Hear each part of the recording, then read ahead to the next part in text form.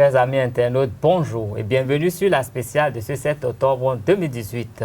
Depuis le 6 avril 2016, nous avons remarqué que la lutte contre la corruption au Bénin a pris des proportions avec des interpellations de certaines personnes qui autrefois n'auraient jamais été inquiétées. Cela a suscité des débats, des interpellations, des arrestations, des convocations qui ont nourri quand même les débats dans notre cité. La semaine passée spécialement, il y a eu un autre problème qui ne relève pas de la corruption, mais qui a ressuscité tous les débats qui étaient déjà en cours dans le pays. C'est la condamnation par le tribunal de premier instance de première classe de Cotonou du sieur Korogone Sabi Sira. Il a été condamné à 12 mois d'emprisonnement ferme et 3 millions d'amendes. Une condamnation suite à des propos régionalistes d'incitation à la violence contenus dans une déclaration qui est dite relative à l'initiative de Niki. Cette affaire fait couler beaucoup d'encre et de salive dans notre pays et cette actualité vraiment a créé d'autres problèmes que nous devons vraiment essayer de régler. Aujourd'hui, nous allons en parler parce que la cohésion nationale, l'unité nationale est peut-être en danger. Et pour en parler sur ce plateau, nous avons 4 invités de marque. Le premier, nous allons le présenter, Martin Viutu Asogwa. Il est le président de l'ONG ALCRE, Association de lutte contre le racisme, l'ethnocentrisme et le régionalisme. Monsieur Asogwa, bonjour. Bonjour, monsieur le journaliste, et bonjour aux internautes. Il est également un membre actif de la société civile ici au Bénin, un bras agissant du projet Participe qui promeut l'implication des citoyens dans la gouvernance. Absolument. Nous avons à ma gauche Virgile Akwansé, il est journaliste à Radio Soleil FM. Virgile, bonjour. Bonjour Carl, bonjour Anita. Bienvenue sur ce plateau. À mon extrême droite, nous avons Distel Amoussou, il est journaliste, analyste, spécialiste en investigation et directeur d'une maison de communication. Distel Amoussou, bonjour. Bonjour cher ami et bonjour aux téléspectateurs. Merci de nous avoir fait l'honneur de répondre à notre invitation. C'est un plaisir. À mon extrême gauche, nous avons Maître Orunla. Il est avocat à la Cour. Il est déjà passé sur ce plateau par rapport à d'autres dossiers, des dossiers qui avaient vraiment suscité polémique. Et il avait essayé de nous donner quand même son avis de juriste. Et il est aujourd'hui là pour nous orienter également un peu par rapport à toutes ces décisions qui prêtent à polémique aujourd'hui. Maître Orunla, bonjour. Bonjour. Et bienvenue sur ce plateau. Tout plaisir. Pour conduire cette émission avec moi, j'ai à ma droite Anita Marcos. Bonjour Carles. Bonjour Anita. Bonjour chers invités. Anita, je te laisse quand même la place. Je vais te permettre d'ouvrir les débats. Avec plaisir. Alors, Maître Orunla, ma première question s'adresse à vous. Depuis l'avènement du gouvernement de la rupture et plus précisément depuis quelques mois, la lutte contre la corruption implique plusieurs convocations à la BF, à la Criette, plusieurs interpellations que les gens qualifient systématiquement d'interpellations ou d'emprisonnement politique. En tant que professionnel du droit, quelle est votre interprétation de tout ça? Je vous remercie pour cette question. Il faut savoir que tous les gouvernements qui se sont succédés depuis le général Kérékou à ce jour ont toujours eu pour priorité de lutter contre la corruption et l'impunité. Parce que ce sont deux fléaux qui gangrènent et qui plombent le développement. Alors, le régime de la rupture et du nouveau départ n'a pas manqué de mettre au cœur de ses préoccupations cette lutte contre la corruption. Il s'est avéré que cette lutte a été qualifiée de sélective. C'est-à-dire qu'on a considéré que ceux qui se sont ralliés, ceux qui ont fait allégeance et qui traînent des casseroles, parce que tous ceux qui ont gouverné dans ce pays traînent des casseroles, ne sont pas inquiétés ou sont moins inquiétés que ceux qui donnent de la voix et qui veulent entraver le plan d'action du gouvernement actuel. Ce qui a laissé penser peut-être dans une certaine mesure, que cette lutte sélective contre la corruption n'en était pas pour autant efficace. Je rajoute mon grain de sel en disant que les premiers dossiers qui ont inauguré cette lutte contre la corruption n'ont pas connu un dénouement qui donne satisfaction. Si vous voulez, on peut rentrer dans les détails, puisque les affaires ont été transmises à la justice et ce n'est pas pour autant qu'aujourd'hui la République ait été indemnisée ou que les auteurs présumés aient été sanctionnés. Donc ça interpelle évidemment. Ceci étant, ceux qui sont convoqués, même si on pense qu'il y a une orientation arbitraire des poursuites, ceux qui sont convoqués, ceux qui sont arrêtés, crient à la persécution, crient à l'acharnement, mais il n'y en a pas un seul qui ait dit « je ne suis pas coupable » des faits qui me sont reprochés. Et la justice n'est pas là pour sélectionner les amis du régime, des adversaires du régime. La justice, elle est là pour établir, conforter ou infirmer si les faits sont avérés ou non. Et quand vous envoyez quelqu'un devant la justice et qu'il y a des éléments accablants contre lui, eh bien, le juge n'a pas d'autre choix que de condamner. Et si la personne est innocente, parce que je ne me souviens pas qu'on ait condamné quelqu'un dont l'innocence est totalement établie, eh bien, si la personne est innocente, elle est relaxée ou acquittée en fonction du degré de la juridiction saisie. Oui. Donc c'est vrai qu'il y a un risque d'instrumentalisation parce que qui poursuit? Celui qui poursuit, c'est le ministère public, c'est-à-dire c'est le procureur qui est en lien évidemment avec l'exécutif. Si lui, il fait le choix d'envoyer certains et pas d'autres, c'est dans ses prérogatives, on peut évidemment polémiquer. Mais pour ce qui concerne de la mission, ce qui concerne la mission de juridiction, c'est-à-dire les juges qui sont assis, qui écoutent le ministère public et la défense, quand il y a des faits, ils sont obligés de condamner. Quand on leur envoie quelqu'un, ils ne peuvent pas dire celui-là, nous ne le recevons pas. Ça s'appellera un délit de justice et c'est interdit par notre Constitution. Donc je veux dire que la lutte contre la corruption, elle est bel et bien engagée. Il y a des choix qui parasitent la lisibilité de cette lutte, mais ceux qui sont envoyés, c'est bien parce qu'ils ont des choses à se reprocher ou c'est parce qu'il y a des choses à leur reprocher, parce que ce serait hypocrite de dire que les gestions successives de notre État n'ont pas été émaillées ou n'ont pas été nourries d'une corruption et d'une gabegie à haut niveau. Vigile Awansé, nous avons suivi avec vous plusieurs personnes qui sont passées sur vos médias et qui ont eu l'impression de nous donner l'impression de nous dire que la plupart des gens qui aujourd'hui sont épinglés par rapport à des affaires de corruption le sont du fait qu'ils soient en opposition avec le gouvernement en place. Vous les avez reçus, ils ont souvent opiné sur votre média. Est-ce qu'au finish, aujourd'hui, vous pouvez conclure qu'ils ont raison de tenir ce genre de propos à l'endroit du public béninois?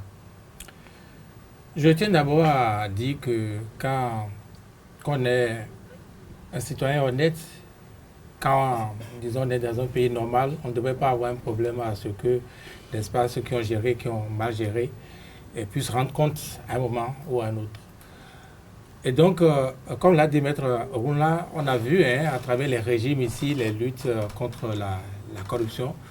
Et à chaque fois, disons, cela n'a pas toujours été, cela ne s'est pas toujours soldé par des résultats concluants. Et donc, à l'avènement du régime de Patrice Talon, beaucoup avaient pensé que cette fois-ci, ça pourrait changer et attendaient, portaient cet espoir-là.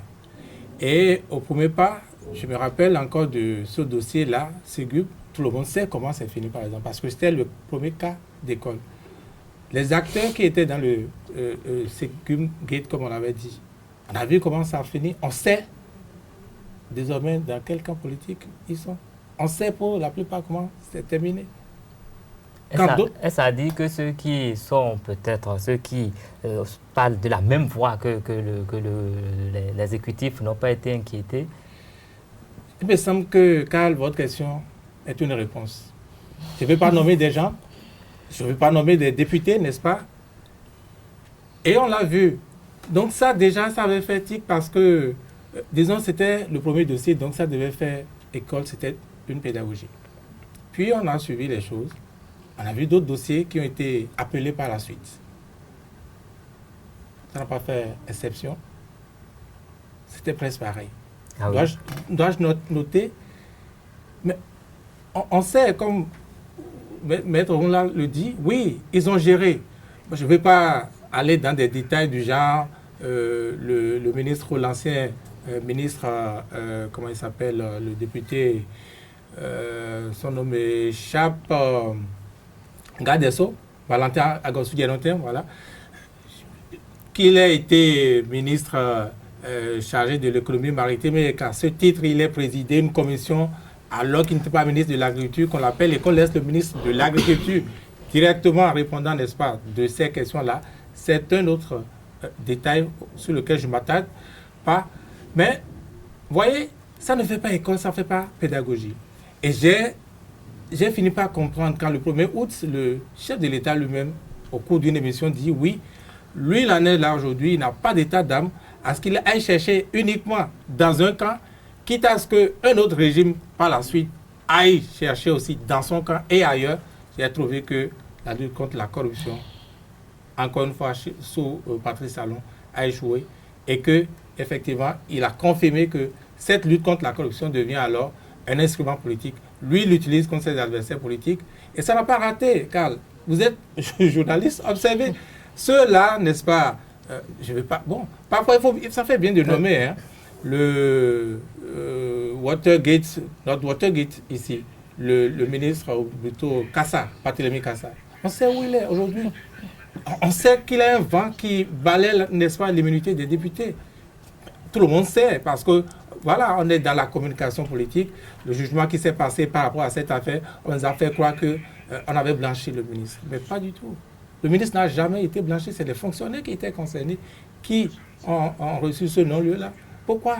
Pour la pédagogie, ne serait-ce que pour la pédagogie, on ne pencherait pas ainsi. Oui, Virgile, vous dites que le ministre n'est pas encore blanchi. Nous avons vu hier, quelqu'un était à la criette pour un dossier que certains pensaient déjà classé. Ça veut dire que le procureur ou un juge peut toujours se donner l'obligation d'ouvrir les dossiers dont vous parlez aujourd'hui quand cela lui permet, tant est que si le droit lui permet de le faire, si le droit béninois ne l'empêche pas de le faire, même dans 10 ans. Je crois que quand on lit le manuel qui parle de la corruption au Bénin, un crime de corruption qui concerne un montant qui dépasse 10 millions est imprescriptible. Donc, à tout moment, on pourrait ouvrir un nouveau dossier. Donc, je souhaiterais que nous nourrissions tous l'espoir qu'un jour, chaque personne sera appelée à rendre compte de sa gestion. Qu'il soit pour un moment ou pas, chaque personne sera appelée à rendre compte de sa gestion. Et je crois qu'en la matière, le propos du président, du chef de l'État, moi, m'ont vraiment fait du bien parce que je me suis dit, s'il le dit, il fera autant qu'il peut, mais la roue changera. Quand la roue tournera, ceux qui seront là pourront demander des comptes aux autres aussi. Et moi, je nourris fortement cet espoir. Et je crois qu'en le faisant comme ça, la corruption va quand même reculer au Bénin. Si vous me permettez, par rapport à ce que vous venez de dire, je n'ai aucun mal à cela. Seulement, le versant, c'est quoi?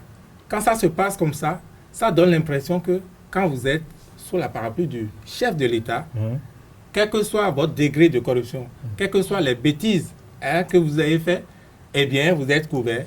Donc, si vous voulez vivre, et vous voulez vivre tranquille dans le pays, venez sous moi. Venez dans ma chapelle et vous êtes tranquille. Ça, ce n'est plus de la lutte contre la corruption. Admettez ça avec moi. Bon, moi, je souhaiterais quand même qu'on attende le 6 avril 2021. Et là, on verra ce qui se serait passé. Parce que bientôt, nous allons faire la moitié du mandat. Et dans l'autre moitié, on ne peut pas prévoir ce qui va se passer. Et moi, quand je vois faire, je me dis, le président Patrice Talon surprendra. Et j'espère qu'il nous surprendra de façon à ce que tous ceux qui ont désespèrent un peu aujourd'hui puissent vraiment retrouver espoir que notre pays est sur la bonne voie pour se développer. C'est vrai qu'il y a beaucoup de sujets qui divisent. Et il n'y a pas que le sujet de la corruption qui divise.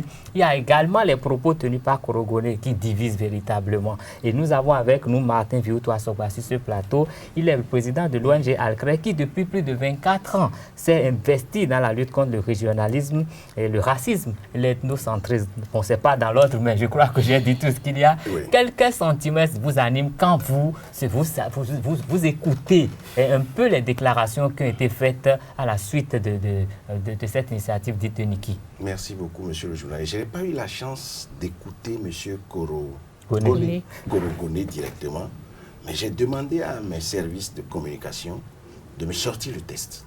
Donc, on m'a sorti le test. J'ai lu le test sur l'initiative de Niki et j'ai lu le test sur l'initiative de Ouida aussi. Mais j'ai été déçu. J'ai été déçu parce que qu'il vous souvienne que dans ce pays, un locataire de la Marina, le premier des citoyens, a eu à dire qu'il va aller chercher les siens pour venir combattre d'autres. Nous sommes tous du Bénin. Et nous disons que le pays est un et indivisible. Et il a prêté serment. Et c'était un tollé général en ce moment pour dénoncer cette phrase-là qui n'appelle pas à l'unité, qui n'appelle pas l'union de tous ses fils. Or, c'est ensemble que nous serons plus forts. Donc qu'on soit du sud, du nord, de l'est ou de l'ouest ou du centre, nous devons pouvoir nous mettre ensemble. Et c'est en ça qu'aujourd'hui, moi je dis que les regroupements qu'on est en train de faire par rapport aux partis politiques aujourd'hui est une très bonne chose. Parce qu'on n'avait que des clubs électoraux ethnocentriques. Des clubs électoraux régionalistes. Moi, je suis d'avis qu'on parle de régionalisation.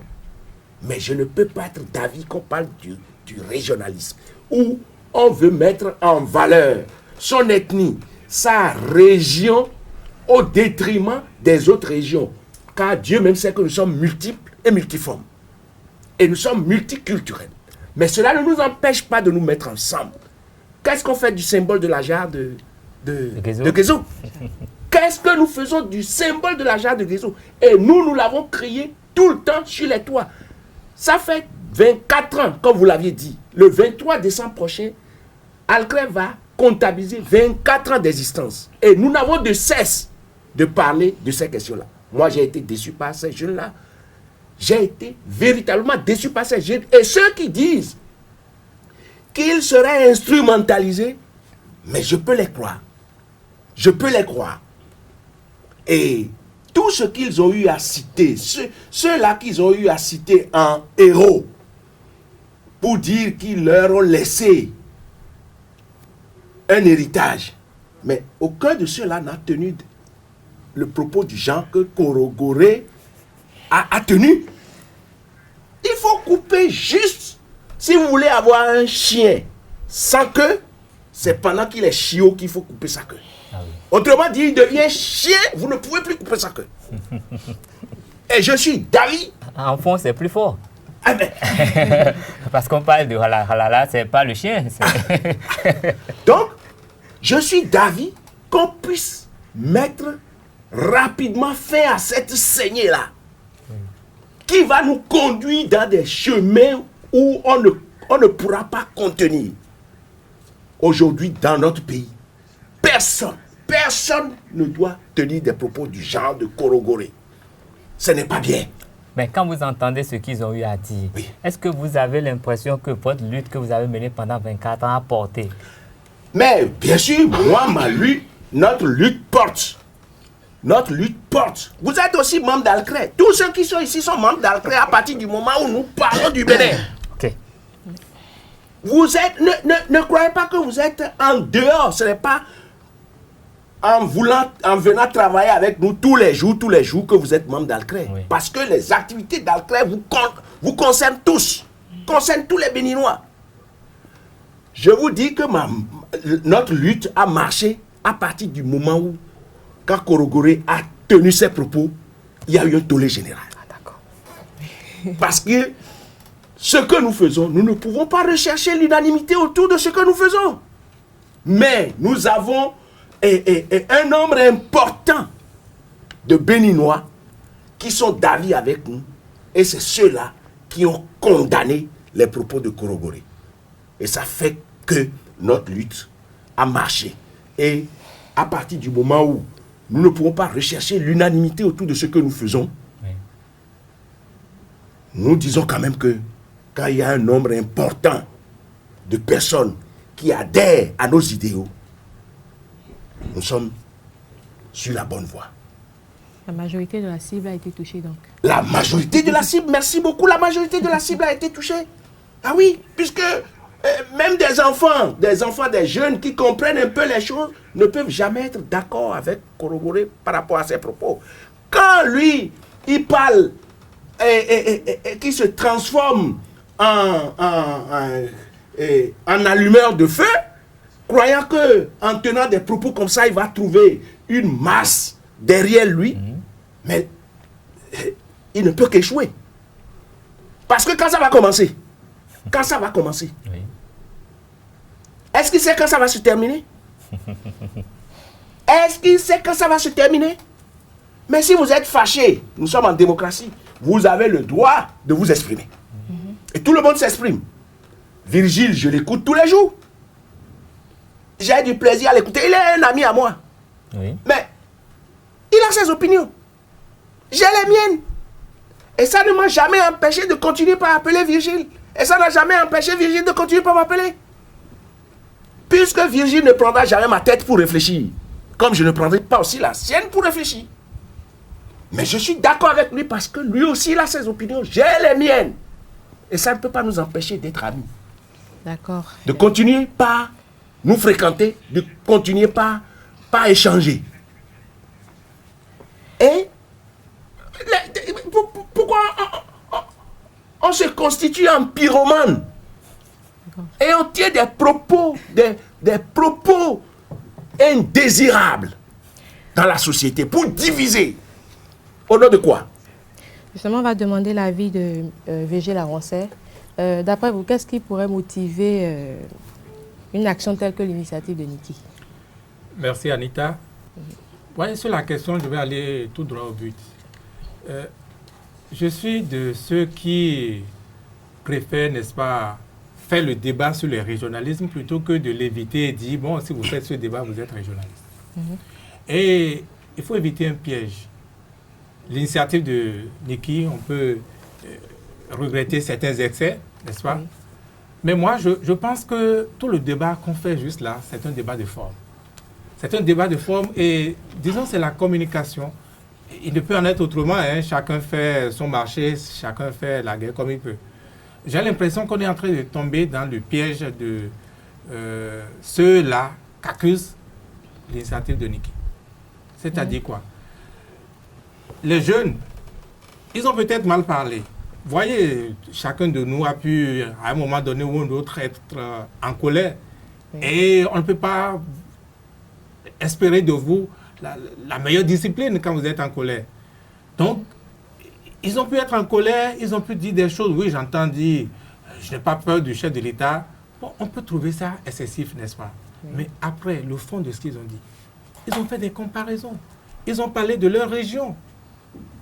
Mais est-ce que c'est faux? Je suis journaliste. Je me fonde d'abord sur les faits. Est-ce que c'est faux? Et ce qu'ils ont posé comme problème, quand on va passer tout le temps à faire le débat du régionalisme, on va se pencher sur le problème quand? Parce que si vous ne le faites pas, vous ne bougez pas, et les problèmes risquent, n'est-ce pas, d'amener toujours ce que vous voulez éviter à travers, n'est-ce pas, le régionalisme, combattre le régionalisme. Virgile Laroncet, le Bénin, il est un, il est unique, il est indivisible. Et je crois que chaque gouvernement qui prend les rênes de ce pays met en place un programme de développement. Et est-ce qu'à travers ces programmes, on n'a pas quand même une lecture de la part qui sont réservés à chaque région, de sorte à pouvoir plaider peut-être, faire un plaidoyer pour que ça puisse changer? Mais si on va laisser ça et tenir ce genre de propos, est-ce que vous ne trouvez pas que, surtout en ces temps-là où tout le monde crie de partout, vous pensez que c'est vraiment, on peut pardonner ça comme ça? Karl, on connaît d'abord son environnement. On connaît d'abord son univers, son environnement immédiat. Ces jeunes parlent des faits précis. Ils ont parlé de 3 projets seulement de PAG sur la centaine, plus de 100 projets de PAG. Il n'y a que 3 projets qui soient destinés à leur région. Deuxième exemple, ils ont parlé de l'université de Diougou. L'université de Diougou qui a été supprimée et dans le même temps renvoyée, n'est-ce pas, à Pomassé. C'est des faits. Ils ont parlé de glyphosate, que leur région est considérée comme productrice uniquement de coton. Et qu'au résultat scolaire, ils sont les derniers, il n'y a pas d'enseignants. Le système est plus défaillant par là-bas. C'est des faits. Comment on résout ça?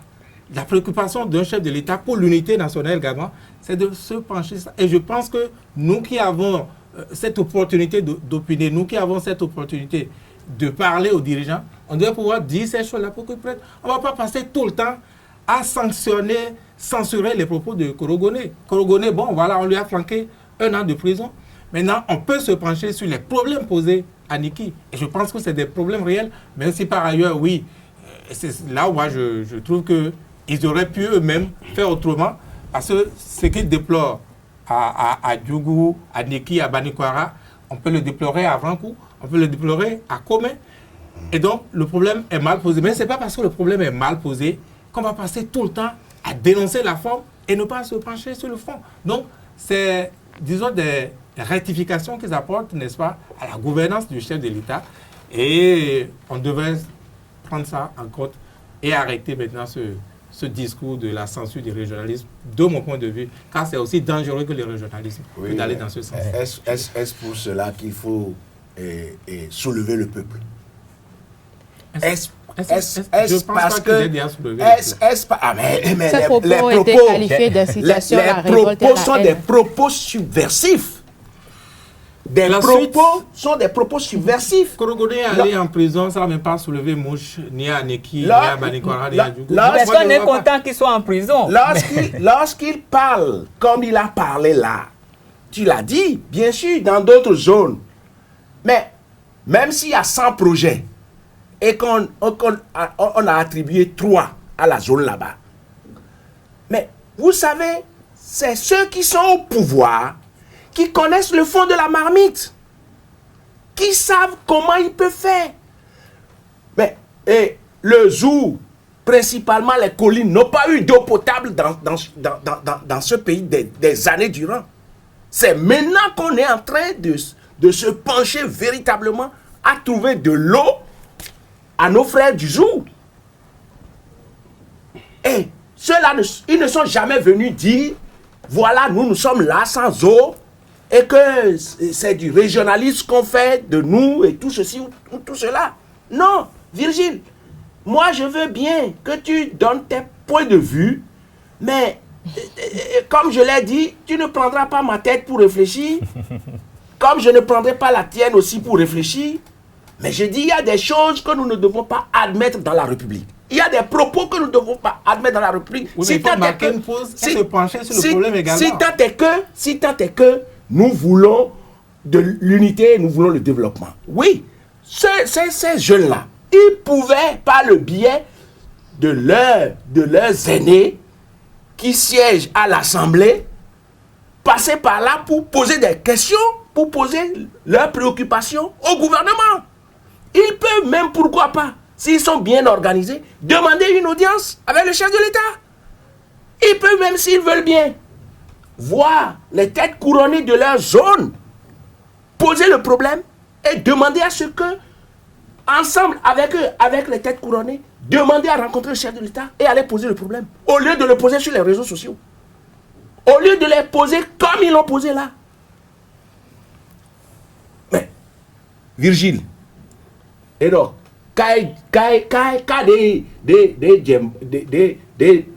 des Dizoro Madjao, nous ebeo mi bien ado de pepe. Donc il faut éviter ça. Il faut éviter ça. Mais vous pensez que moi aussi je n'ai pas des choses à dire? Vous pensez que je n'ai pas des choses à dire? Vous pensez que moi je ne subis pas les affres aussi de nos réformes? Monsieur Assogba, mais le problème... Dénoncer le régionalisme ne résout pas le régionalisme. Mais donc, dénoncer le régionalisme ne résout pas le régionalisme. Mais il faut le dénoncer quand même. Bien sûr, moi je l'ai dénoncé aussi. Il faut le dénoncer quand même. Et pour que ceux qui ont encore cette velléité-là continuent en cette velléité. Il y a d'autres moyens. Canaliser les ardeurs. Il y a d'autres moyens. Il y a d'autres moyens pour faire des réclamations. C'est ce que je voulais te dire. Et j'ai cité les différents moyens. J'ai cité parce que ce qu'il a dit, ça concerne les têtes couronnées de la zone oui ou non. Ce qu'il a dit, ça concerne les députés de la zone oui ou non. Ce qu'il a dit, ça concerne le roi de la zone oui ou non. Mais pourquoi il ne passe pas par ce chemin-là?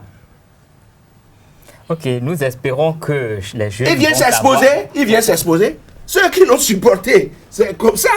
Quand vous supportez des gens parce que vous trouvez qu'ils sont des guerriers, qu'ils sont, oui, c'est eux, wow, des troublions, des pyromanes, vous les supportez. Et eux-mêmes, ils se gargarisent, ils se galvanisent, ils trouvent que bon, ils sont devenus quelqu'un. Oui, il est derrière demain. Mais, quand ça, le pot cassé, les conseillers ne sont pas les pires. N'est-ce pas? Voilà. Distel Amoussou. Oh, merci, t'as des choses. Je réfléchis. Je dis non, je ne tomberai pas dans votre piège. Il faut réfléchir avant d'agir. Bon, chacun prendra ses responsabilités de toute façon. Et nous allons demander à Distel Amoussou, notre aîné, avec sa casquette de spécialiste en investigation, est-ce qu'il peut nous dire ce que pourrait cacher l'initiative de Niki? Merci de me donner enfin la parole. Qui a raison? Je le craignais et ça n'a pas raté. Bon, l'émission n'est pas terminée. Quand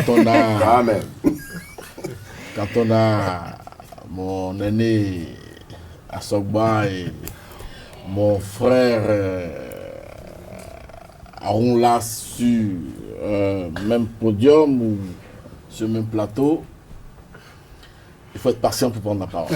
C'est ce que j'ai fait. Ne fais pas de la discrimination. Il faut citer aussi Virgile.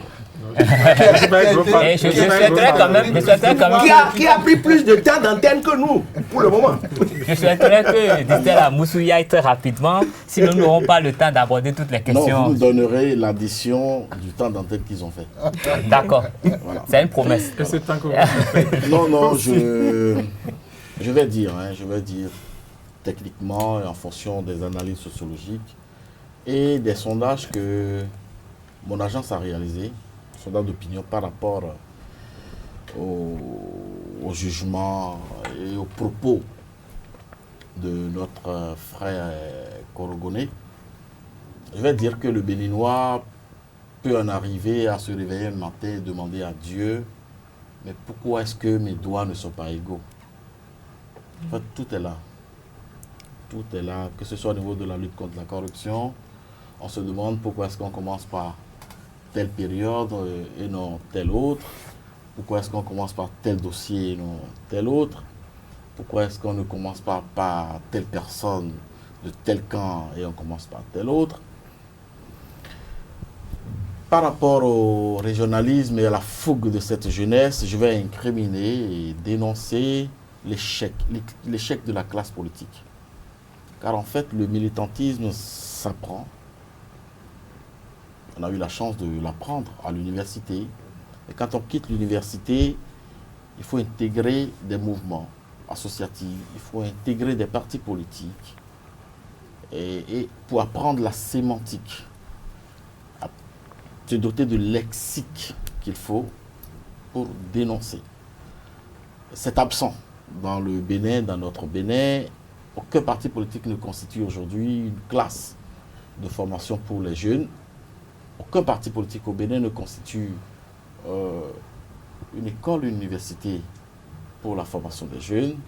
Donc chaque jeune, en fonction de son éducation, de sa fougue, de sa détermination, et je veux même croire de ses convictions, s'improvise leader. On ne s'improvise pas leader, on devient leader. Et je crois que techniquement, ça a joué contre notre ami Korogoné Aniki. Il aurait pu dire ces choses-là qui fâchent. Il aurait pu les dire autrement. Il aurait pu les dire de façon plus élégante, plus choquante et plus accrocheur. Mais il les a dit de façon banale et ça s'est retourné contre lui. Donc nous devons emporter tous la responsabilité. Korogoné est notre échec à nous tous. L'échec de la classe politique, l'échec des gouvernants et l'échec de tous les Béninois. Voyez-vous. Parce que ce discours, Korogoné n'est pas le premier porteur de ce discours. Monsieur Assogba l'a dit tout à l'heure. On a vu Boni Yayi, on a entendu Boni Yayi, il faut le citer, dans ce pays, de façon solennelle, a dit « Je vais faire appel aux miens pour venir les combattre ». C'est dangereux que cela puisse partir d'un président de la République. Et c'est passé sous silence. Il y a eu quelques levées de boucliers, c'est vrai, mais c'est passé. Il n'y a pas eu d'action. Et ça dit que parce que lui, il était président de la République, il était au-dessus de la loi. Non, je crois que non. Il fallait sanctionner. On ne l'a pas fait. Ça a fait des émules. Alors, votre question, c'est de savoir si il n'y a pas de main invisible pour faire dire certaines choses à la jeunesse. Oui. Oui, parce que, figurez-vous, pour organiser une conférence de presse aujourd'hui à Cotonou, il vous faut mobiliser 2 millions au bas mot. Une conférence de presse ou une activité politique à Cotonou, il faut mobiliser 2 millions de francs CFA. Et lorsque je considère que dans notre pays, nous n'avons pas la culture des cotisations. Je ne sais pas si sur ce plateau, vous qui êtes jeune, vous avez déjà cotisé pour des activités politiques.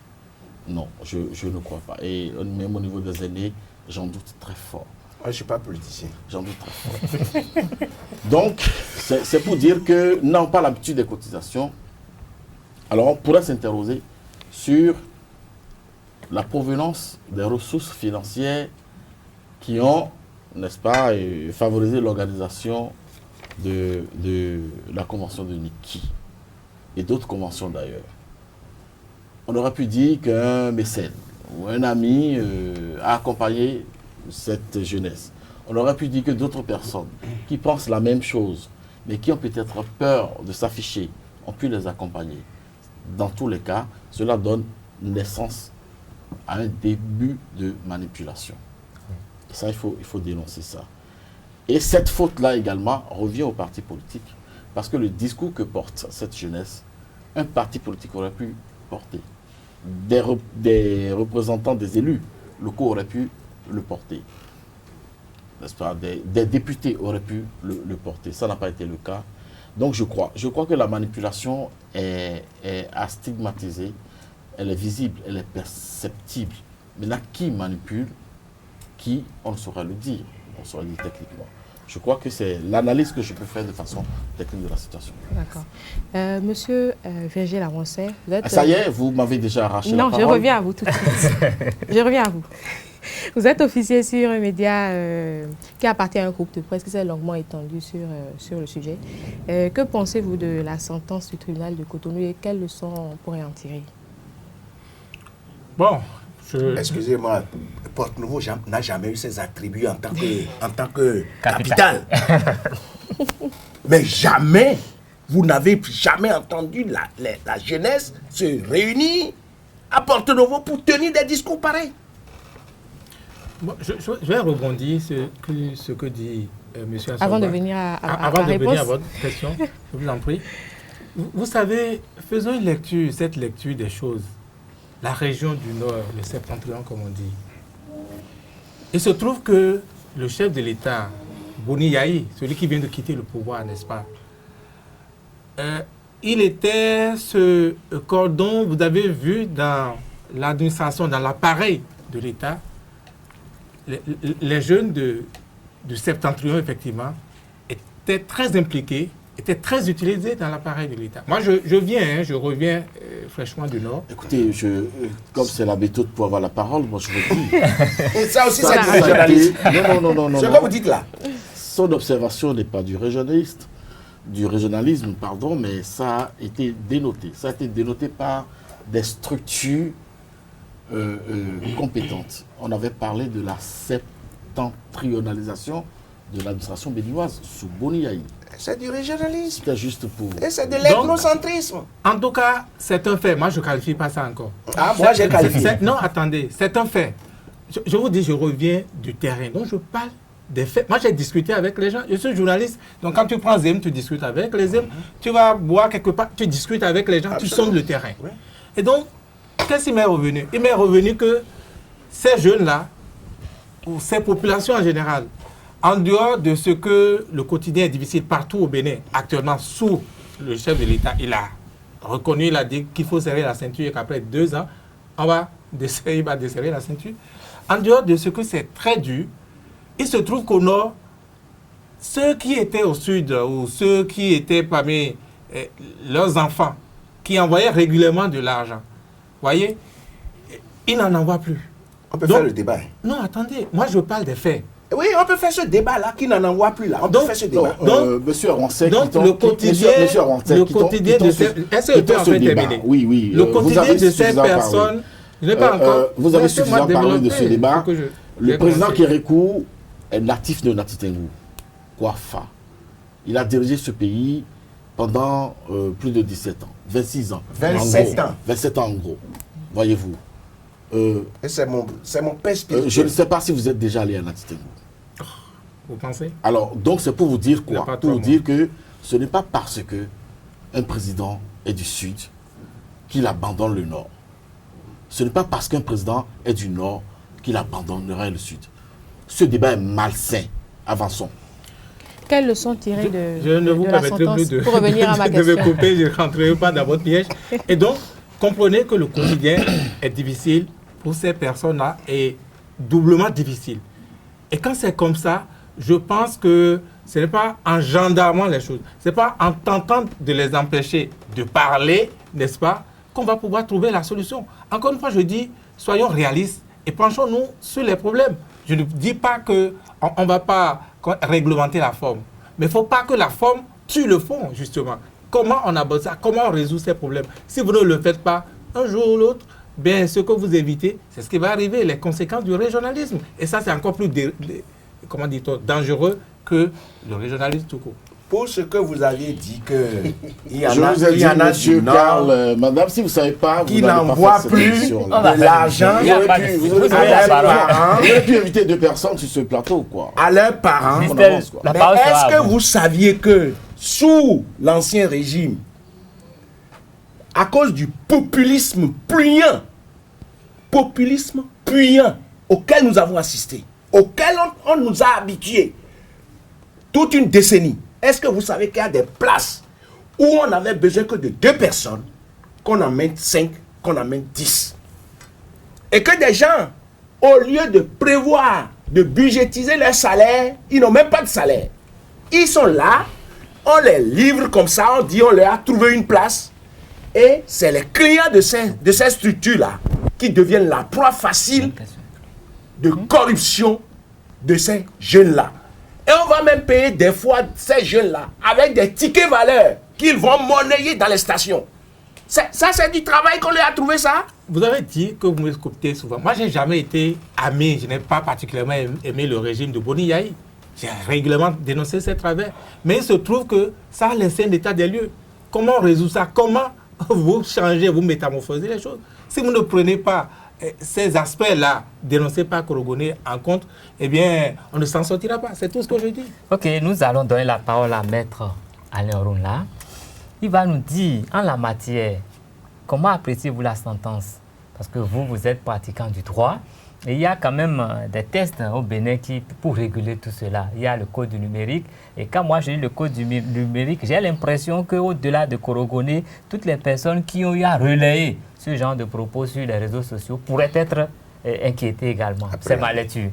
Écoutez, je vous remercie. Je voudrais rassurer Distel Aboussou que je n'ai pas eu plus de temps de parole que lui.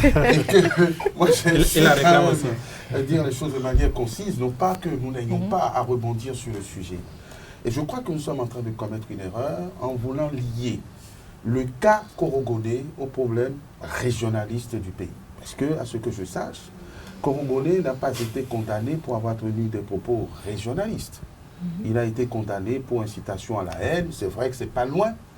Et en tant que praticien du droit, et n'ayant pas l'habitude de la langue de bois, Oui. ce ne sont pas ces propos qui ont été plus sanctionnés qu'une manière de mettre un terme à ces initiatives dites de Ouida, dites de Niki, qui commençaient à être débordantes. À fleurir. Et même de Calavi. Et Calavi qui commençaient à déraper. Donc je crois qu'on a voulu siffler la fin et condamner très durement, il faut dire les choses telles qu'elles sont, ce qui est véritablement reproché à Korogoné ou à ses autres camarades. Alors évidemment, quand on regarde notre arsenal pénal, notre arsenal répressif, on peut poursuivre jusqu'au dernier qui a relayé. Mais encore là, une fois, et on en parlait dans le cas de la lutte contre la corruption, c'est le ministère public, le procureur, qui apprécie l'opportunité des poursuites et donc qui peut décider de manière souveraine et donc arbitraire de ne poursuivre qu'une personne, celle qui lui paraît la plus emblématique ou la plus fautive, et de laisser de côté les 50 autres. Vous voyez à quoi on assisterait. Alors moi je vous dis que discuter du régionalisme nécessite un plateau et un horaire un peu plus généreux. Parce que le réflexe ethnique est en chacun de nous. Tout à fait. Qu'on soit du nord ou du sud, les réflexes de nos prédécesseurs, ça a été toujours de privilégier sa famille, son camp, son clan. Et avec le président Martin Assongba, que nous appelons Alcret, nous avons pris ici une initiative qu'on a appelée l'appel des 100 à l'approche de l'élection de 2011, me semble-t-il, on est en train de vieillir, où nous avons travaillé et parcouru le pays pour identifier les causes et les origines de ces réflexes ethniques pour nous apercevoir qu'il s'agit en fait de l'instrumentalisation par des politiques sans programme, sans envergure, de la division qui a été semée depuis la période coloniale. Et nous avons pris acte de ce que ce réflexe régionaliste et politique est apparu dès 1946. Pour aller vite, à Piti, Maga, Omandebe, ensuite Soglo, Kérékou, Rumbédi, ensuite. Donc, pour ne citer que cela. Nous y avons tous participé et nous avons ce réflexe. Non, vous allez peut-être me trouver long, mais je crois qu'il faut aller à la racine, parce que ce que dit Virgile Arancet, je sens une incompréhension. C'est pour tuer ce réflexe que sous le président Kérékou, par exemple, on a parlé d'équilibre régional, et c'est devenu un critère, par exemple, de gouvernance. On parle de quotas. De quotas. Il faut qu'il y ait un ministre des colis. Il n'y en a pas d'ailleurs, que le président de la République en prenne acte. Il faut forcément un ministre du bon goût, etc. Non. Des ministères dédiés à des ethnies. Par exemple. Ils sont tous responsables. Des ministères dédiés à des ethnies. Ils sont tous responsables. Ils sont tous. De toute façon, nous avons gardé le ministère des Mines ils pendant sont plusieurs tous décennies dans le Koufo. Alors, quand c'est comme cela, il y a la loi, effectivement, qui vient réguler. Ce qu'a dit Distel, par exemple, à propos des déclarations de Korogoné, c'est de dire de manière élégante des choses quand même racistes ou raciales. Vous voyez. Or, cet œuf doit être étouffé. Absolument. Étouffé dans les politiques. Il ne doit pas y avoir d'équilibre régional. On doit choisir les meilleurs ou les plus aptes. Il ne doit pas y avoir de préférence possible. La République qui se veut une et indivisible ne doit pas afficher des comportements qui prêtent à confusion, qui prêtent à ceci qu'on pense qu'on privilégie ici et là. Et je crois que le reproche qui est adressé, par exemple, parce qu'ici aussi, on a dit, oui, le pouvoir est resté au nord, il faut qu'il revienne au sud. On dit non, nous, on est du nord, c'est nous qui devons être la tête, on laisse l'argent à ceux du sud. Des regroupements politiques se sont faits sur cette base. Je pense, par exemple, je crois que ça s'appelait l'Union fait la nation, où on a dit, il faut une coalition ici, même sous le régime actuel. Les blocs que le président de la République est en train de dynamiter. Vous avez un bloc, par exemple, dit dynamique unitaire, qui est constitué que de leaders du Nord. Et bon, vous voyez un peu ce que je suis en train de dire, pour dire que ce réflexe est perpétuellement en nous. Donc, il faut aller à la sensibilisation. Il faut aller à l'origine du mal pour faire ce travail de reprise de conscience.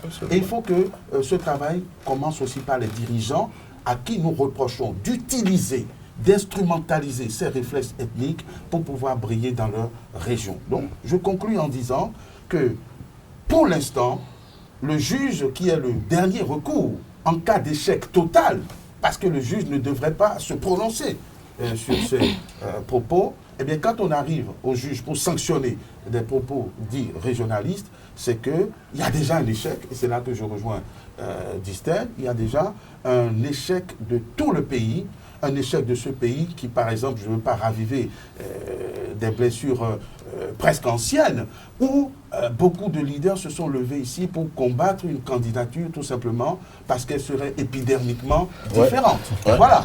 Mais est-ce que vous pensez que cette sentence pourrait vraiment siffler la fin de la récréation, comme vous l'aviez dit tantôt? Ah, mais je crois que ça s'est calmé. Hein. La peur du gendarme à le début de la sagesse. Puis ce que je vais vous dire, ce n'est pas monsieur Arancet, ce n'est pas la dénonciation des actions du gouvernement actuel qui pose problème. Je peux vous citer le nom de Léon Songbadi, qui a la dent très dure contre le pouvoir, sur tous les plateaux européens, dans tout le pays. Je peux vous citer Constantin Amoussou, qui ne donne pas dans de la langue de bois par rapport au gouvernement actuel, mais qui le font de façon élégante. On peut dire les choses qui fâchent. On peut dénoncer. Aussi. On peut dénoncer. Il n'aime pas Tometti. Mais le problème, c'est d'avoir une banque de données lexicales appropriée au job. Le savoir parler est important.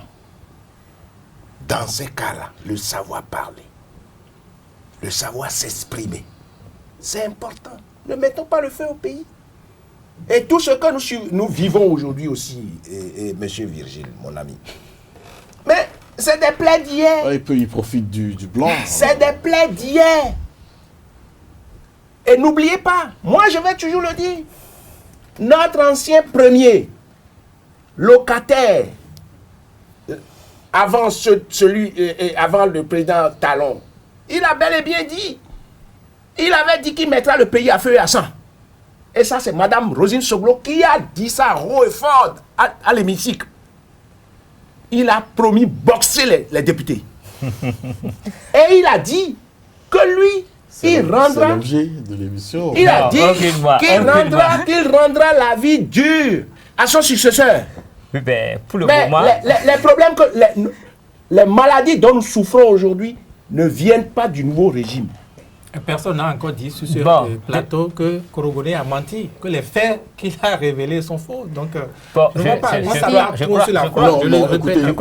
n'ai pas voulu aller, n'est-ce pas, dans le fond. Vous venez de rappeler, là, qu'il stigmatise le fait, il dénonce le fait que sur une centaine de projets, qu'il n'y a que 3. Sur le PAG, il n'y en a que 3 pour sa région.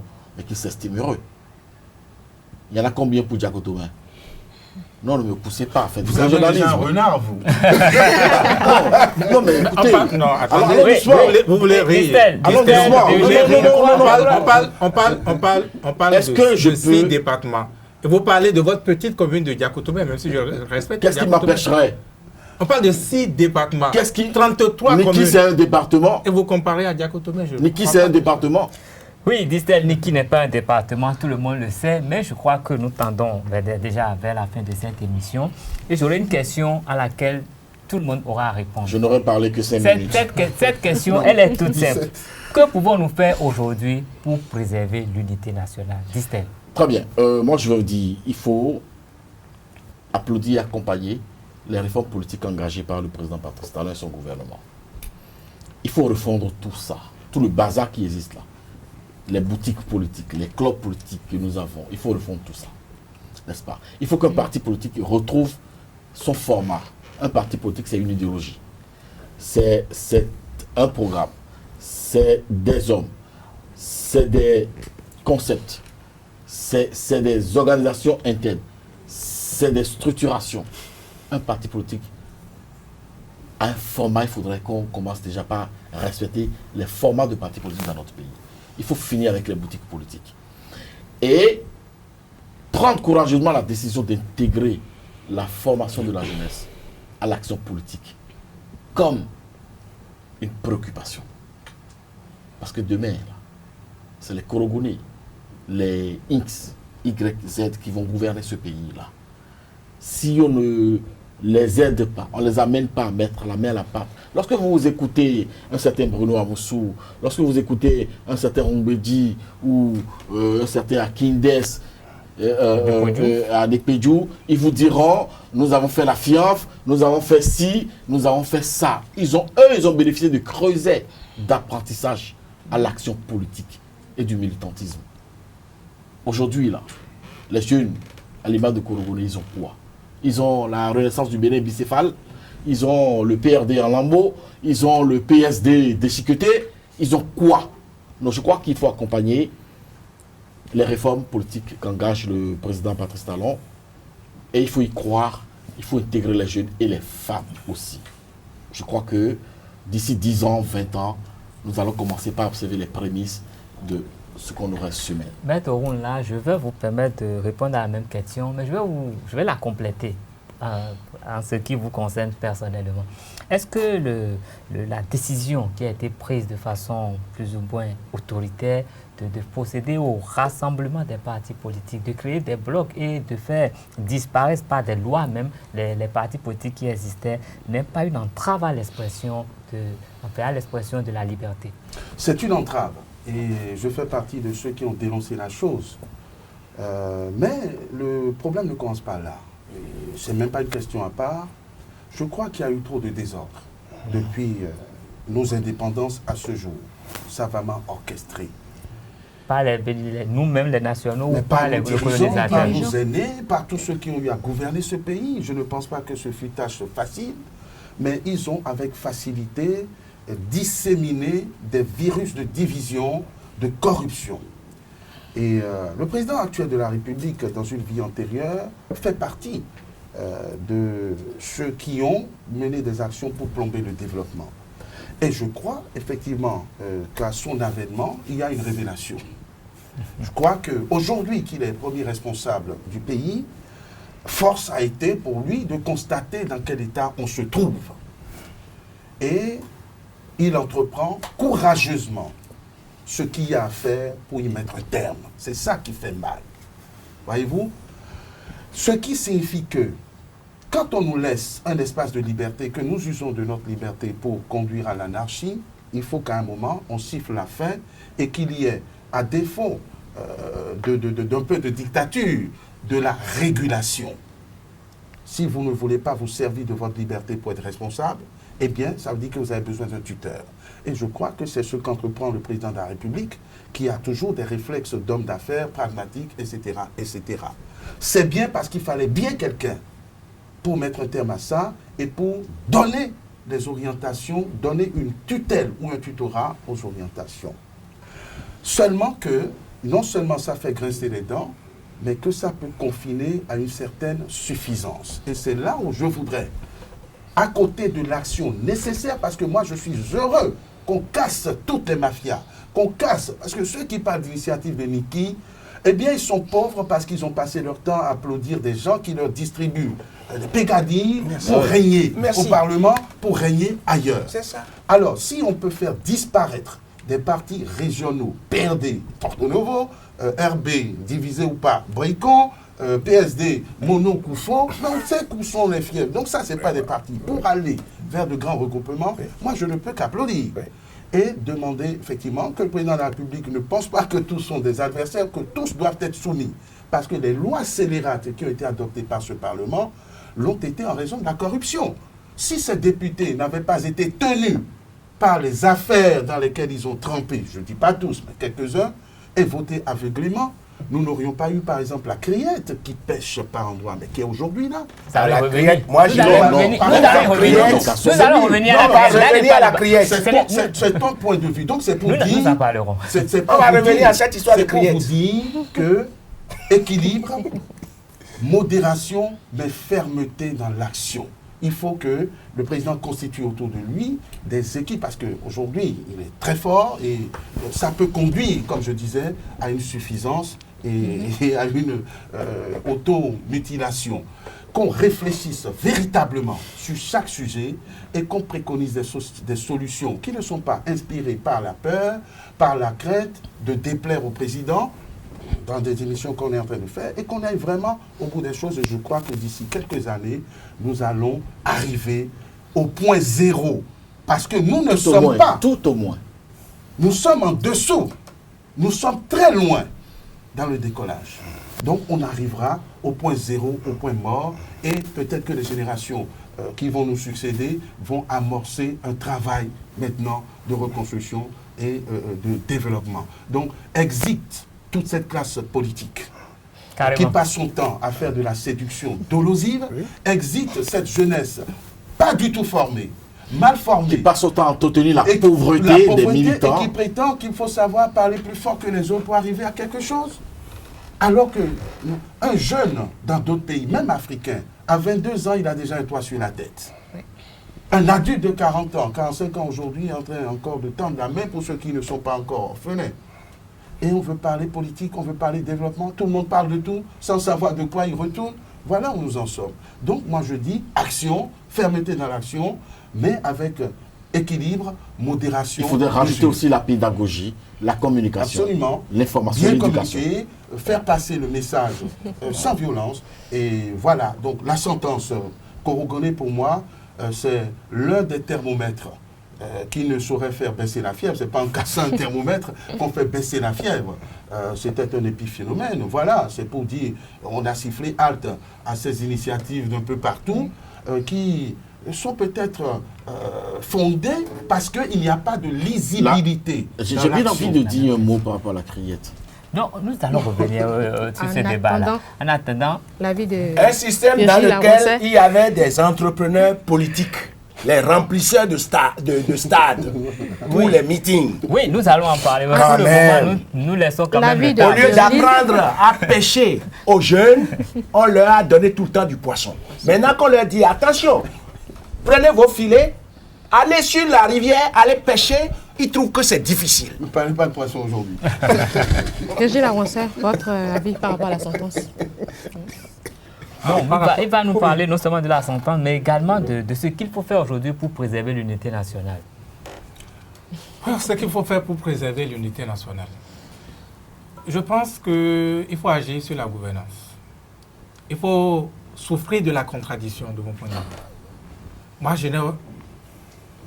n'ai aucun problème avec les initiatives, les différentes initiatives. Je n'ai pas peur de le dire. Je crois que c'est pathologique de ce que ce pays a mal quand même, que cette jeunesse a mal de mon point de vue. Et il vaut mieux les écouter, il vaut mieux écouter les différentes contradictions parce que vous avez l'impression du moins qu'on a tendance à empêcher la contradiction. En aucun cas, celui qui vous critique, qui critique un régime, n'est-ce pas, pour ce régime, il n'a rien de mauvais. Je vais vous dire, quand on critique un régime, il revient, n'est-ce pas, de démontrer que ces critiques-là sont méchantes, que ces critiques-là ne sont pas justes. Et en le démontrant, il gagne tout le bénéfice auprès du public. Ou alors, les critiques sont justes, les critiques sont fondées, et il en tire leçon. Qu'est-ce que vous mettez dans la critique? Il se corrige. Il se corrige et ça n'oublie... Il faut déjà qu'on pense que nous mettons dans la critique parce que... N'est-ce pas? Et il améliore sa gouvernance. Je pense que fondamentalement, nous devons le faire, le chef de l'État, et je crois qu'il en a la capacité, il doit pouvoir aller vers cela. Ben sinon, oui, le régime va se durcir, ça va donner l'impression qu'il n'a qu'un seul Django, il n'a que du Agbono dans le pays. Et ça, également, ça peut casser le pays, ça nous éloignerait de l'unité. Vigile Laroncet, est-ce que vous avez... Ah oui. C'est déjà... Vigile Laroncet, est-ce que vous avez l'impression que le gouvernement béninois actuel pose plus d'actes pour entraver l'unité nationale que d'autres? Non, son intention, c'est sûr, n'est pas d'entraver l'unité nationale. Et bien souvent, vous voyez... Moi, j'ai entendu, le diagnostic n'est pas mauvais. Le diagnostic n'est pas mauvais. Mais après, c'est la méthode. Après, c'est ce qu'on... Mais à chacun sa méthode. Attendez votre tour. J'ai cru entendre M. Roula parler ici, tantôt des lois scélérates, les lois BMP, votées, les différentes lois. Tout le monde, ça que c'est pas... Quel que soit le cas, par exemple. Est-ce que ce sont des méthodes? Est-ce que ça, par exemple, ce n'est pas de nature à donner l'impression de rapidement, n'est-ce pas, les casser, reprendre tout à zéro? Donc, ce n'est pas de cette manière qu'on va pouvoir y aller et avoir l'adhésion, n'est-ce pas, du peuple, l'adhésion des populations, même si, oui, on a juré être impopulaire. Mais il a dit qu'il va être impopulaire pour être célébré à la fin. Moi, je pense qu'on en est loin aujourd'hui. Et ça également, la fin.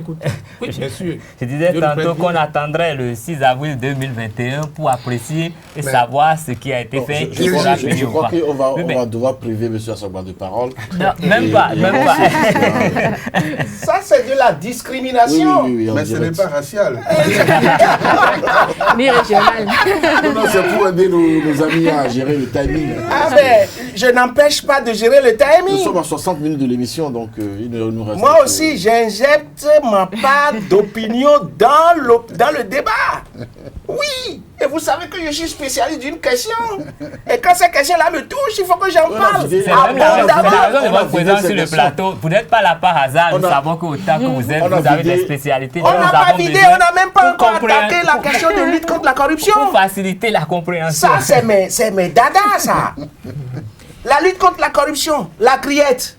Est-ce qu'on peut en venir, monsieur le journaliste? Nous allons parler de la criette. Mais écoutez, monsieur Virgile, allez fouiller dans vos... Maître, s'il vous plaît, aidez-nous. Allez fouiller dans vos reportages, dans les différentes conférences de presse que j'ai organisées, dans les différentes interviews. Et je demande aux autres rédactions de faire pareil. Depuis près de 12 ans, depuis le temps du président Mathieu Kérékou, nous avons toujours souhaité au niveau d'Alcré qu'il faille mettre en place une institution spéciale. On a dit de 3 magistrats seulement pour s'occuper rien que des dossiers de la lutte contre la corruption. Donc vous vous réjouissez de la création de la criette. J'applaudis avec les pieds et les mains. Non, moi je... Parce que Oui.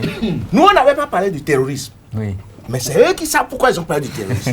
Mais lorsque je fais une analyse du pays, mais est-ce que vous savez que le blanchiment d'argent, c'est du terrorisme? Est-ce que vous savez que la vente des faux médicaments pour s'enrichir au dos du peuple, vous savez que c'est du terrorisme? Ceux-là nous ont terrorisés tout le temps. Dans l'extension, là. Non, Ceux-là nous ont terrorisés tout le temps pour s'enrichir sur notre dos. Et ont tué beaucoup qui sont à la dialyse aujourd'hui. Monsieur Karl. Quand même. Monsieur Karl. Donc la criette. Nous, on a déjà écrit au procureur pour lui dire de nous faire le point des dossiers.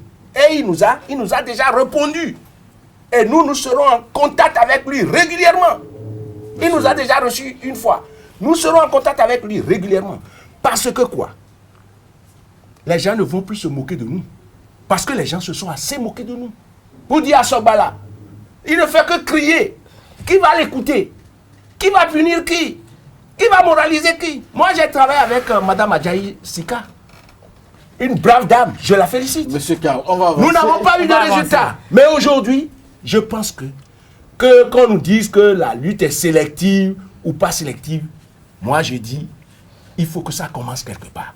Si le président Patrice Talon, je l'ai souvent dit, protège les siens aujourd'hui qui travaillent avec lui, et malgré leur mauvaise gouvernance aux différents postes auxquels on les a placés, mais le président Patrice Talon, il ne fera pas 20 ans au pouvoir, il ne fera pas 30 ans au pouvoir.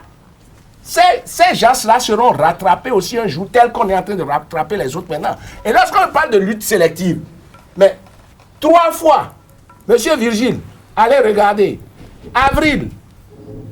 au mois d'avril, mars-avril 2015, j'ai donné 3 conférences de presse pour dénoncer la gestion au niveau de la Sonapra. Et en son temps, le directeur de la Sonapra, pour ne pas le citer, M. Bako, il était à Parakou.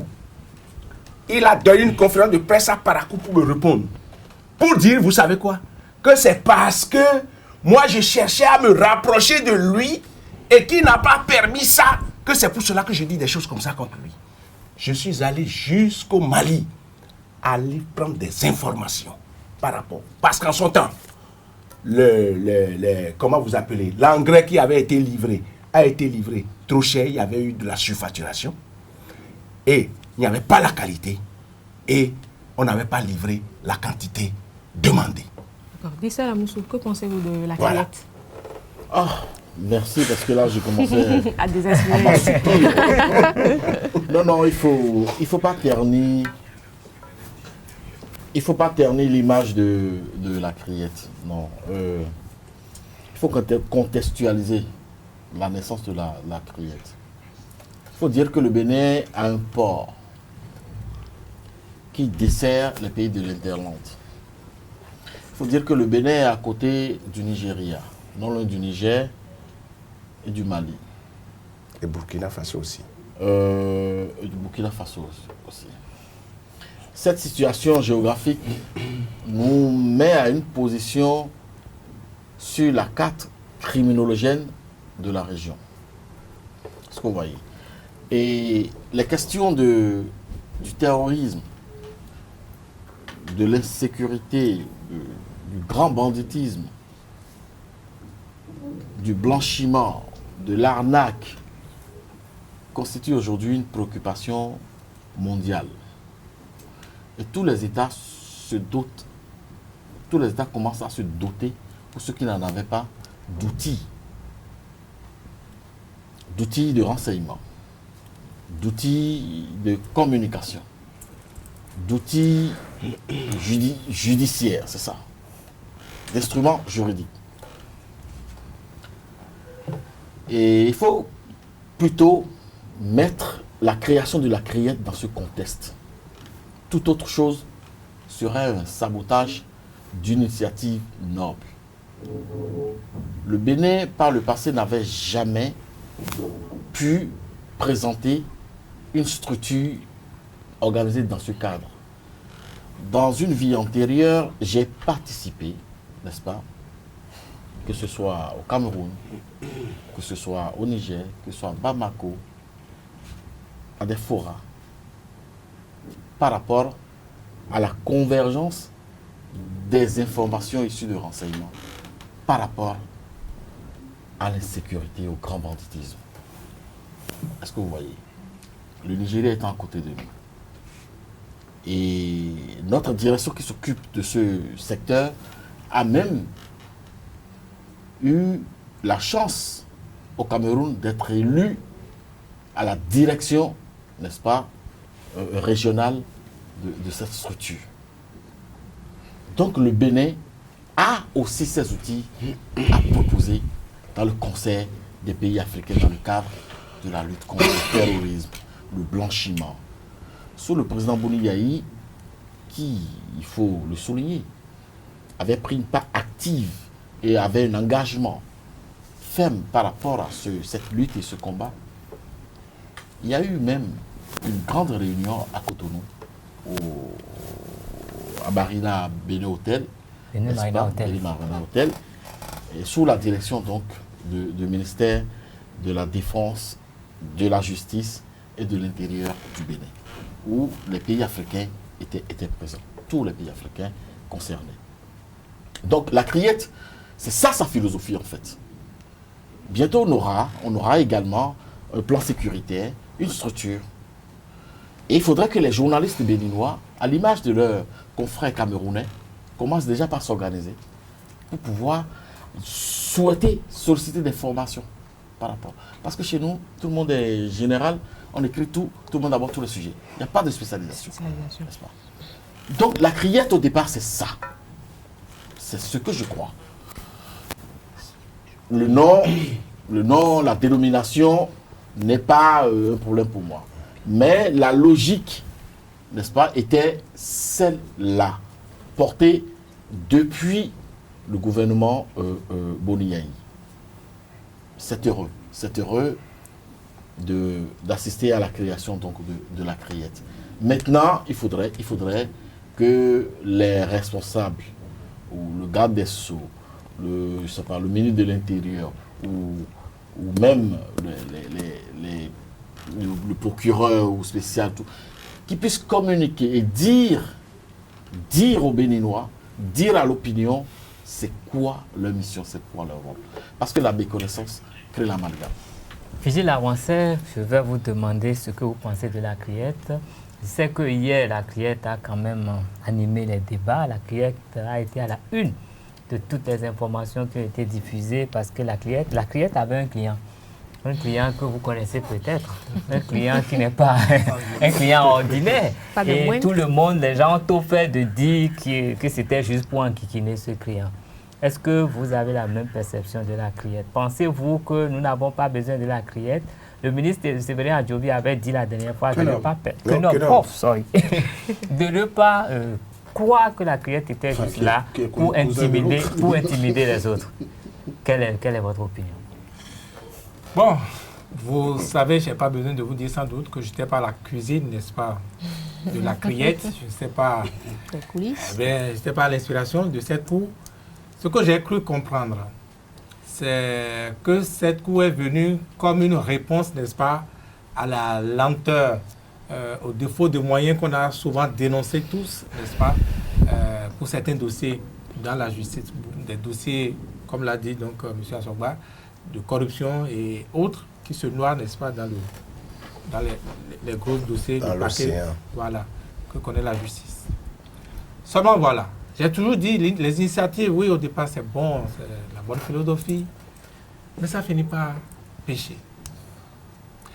Parce que, encore une fois, moi j'ai la faiblesse, n'est-ce pas, de toujours me fier aux faits. Je compte, vous avez parlé de clients. Je regarde la tête des clients. Et il se trouve que le couperet de la criette ne tombe que, n'est-ce pas, encore une fois, dans un camp politique. C'est des faits. Il y a une vingtaine de personnes condamnées par cette J'allais le cour. rappeler. Déjà avec Au condamnation. niveau du trafic de stupéfiants et autres. Ces personnes... Je crois que le jour de l'installation même de cette cour, à la première audience, il y avait eu des condamnations.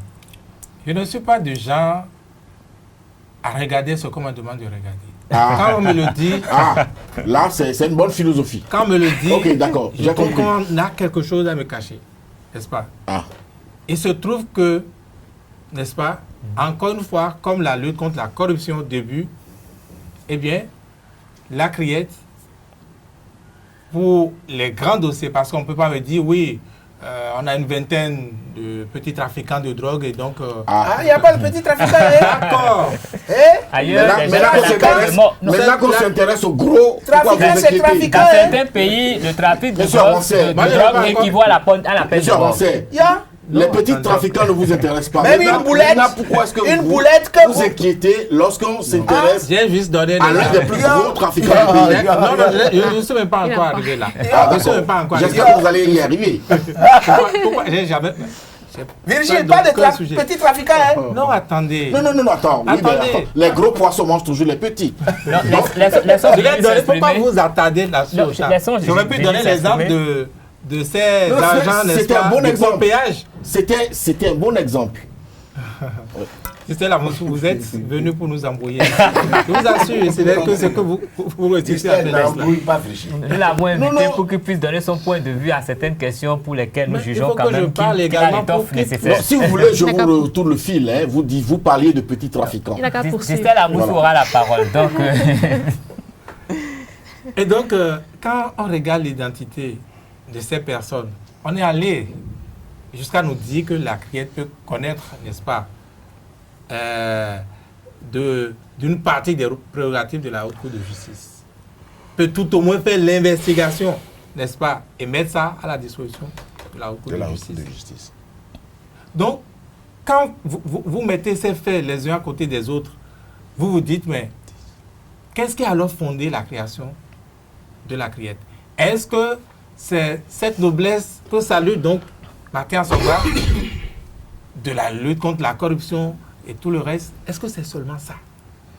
Est-ce que les députés eux-mêmes, en votant pour cette criette, en votant pour cette loi, n'est-ce pas, ils savaient ce qu'ils faisaient?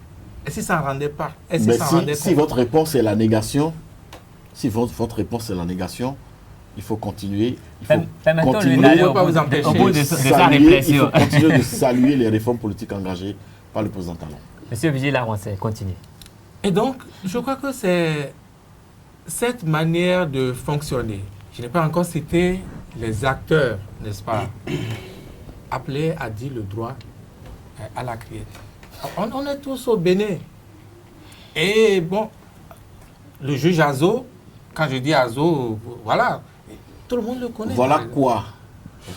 Voilà, donc, Bon, je dis d'Avancé, Attendez. j'ai l'impression que vous ne faites pas suffisamment confiance à la criette. c'est pas- c'est- Et est-ce c'est pas- que- je crois que... vous avez je vais l'impression, peut-être faire on a lecture. l'impression, On a vu attendez. hier, nous avons remarqué on a fait appel à des avocats étrangers pour compléter le collège des avocats béninois. Est-ce que c'est pas parce qu'il y avait cette crainte-là que... J'espère qu'au barreau, il n'y a pas des airs de compétence. Non, non, j'espère. Je suis meilleur que Dupont-Moretti. Est-ce qu'elle dit que c'est cette Vous faites partie du collège, non? Non, non. Non. Est-ce que ça a dit que c'est cette Il y a des crainte incompatibilités, de maintenant. l'impartialité? Ah, maintenant. Je disais, est-ce que c'est cette crainte de l'impartialité de cette cour qui a obligé le client d'hier à faire débarquer des avocats étrangers dans le box? Vous n'allez pas me soupçonner de pouvoir répondre au nom du client. Aucunement. Aucunement. Parce que vous exprimez une crainte qui m'inquiète moi-même. Non, non, ça n'avait rien à voir avec les moyens de défense que quelqu'un a pu choisir pour À aller déployer. se défendre. D'accord. Et c'est de son droit, n'est-ce pas? Absolument. Qu'il aille chercher des avocats aux Américains États-Unis ou anglais et indiens. Indien. C'est de son ressort, à moins qu'on dise. Non, non, encore même le israélien, contraire. parce que le trafic souvent Et c'est de paraît sa que- poche. Ça, c'est une incitation à la Non. haine raciale.